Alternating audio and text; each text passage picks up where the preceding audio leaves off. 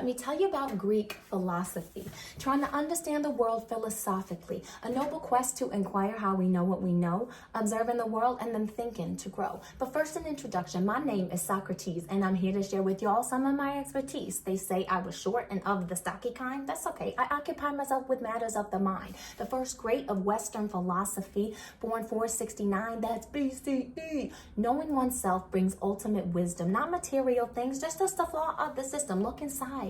Share the truth you've been given, because a life unexamined is not even worth living. Surely you've heard of the Socratic method. It's a style of active learning that I spearheaded. Instead of getting lectured at, feeling confounded, you start with a topic, explore questions around it, engage new perspectives, keep it marinating. Basically, it's teachers and students collaborating. Hey, don't forget it. Hey, the Socratic method. I said those with the highest ability should govern the land, not this democracy. Well, let's just say that not everyone agreed, and those fools charged me with impiety. I was out here in Athens just seeking the truth. Then I was sentenced to death for corrupting the youth. What? I didn't make a scene or get too boisterous, but I had to drink hemlock, a plant that's poisonous. And just like that, I died. I flatlined. That was BCE 399. But don't fret, y'all. My legacy lives on, not through my own words, but through those that I taught, like the historian Xenophon. Yeah, that's right. And then Plato. Let's get him here up on this mic. What's up? I'm Plato, and they say that I'm great, yo. Born circa 420 BCE. I was a star student of the great Socrates. The world of perfect forms was the theory of mind. Things are not what they seem, so just keep that in mind. I wrote down my ideas to get them out of my head, never in first person. I wrote dialogues instead, like Plato's Republic, the allegory of the cave. I wrote other stuff too, but that's a real fan fave. It maintains that everything we see is a mere copy of reality. If reality is represented by the sun behind us all, then all we're really seeing is just shadows on the wall. If we were to turn and experience the light, we can't vibe with that intensity. It's way too bright. But we must continue on this noble quest to seek knowledge and virtue till we exit stage left.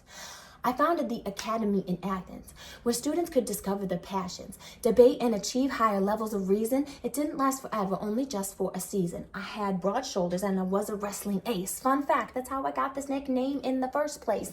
My real name was Aristocles. Oh, you knew that already? Sister, please. One thing's for sure, I made a lasting impression. I died in my sleep, BCE 347. Hey, Aristotle on this track. Time to bring the beat back. What you waiting for? Born circa BCE 384. I'll tell you more. I was an orphan up from the north.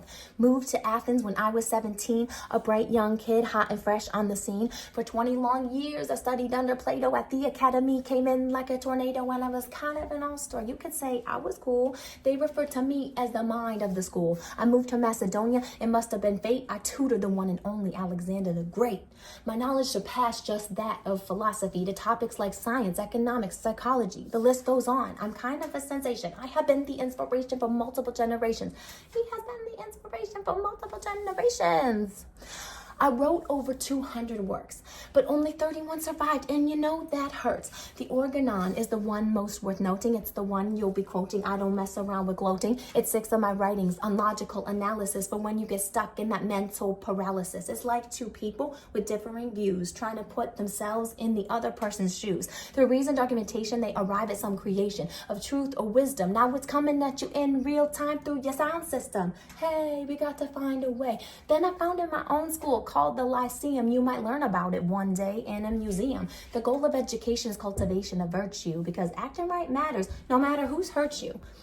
After Alexander the Great passed away, tensions grew in my city, and I just couldn't stay. The powers that be denounced me for impiety. Sound familiar? Yes, just like Socrates. That's twice Athens sinned against philosophy. Mark it down, 322 BCE. I ended up fleeing Athens from those pesky elites. I died later that year, but I'm resting in peace.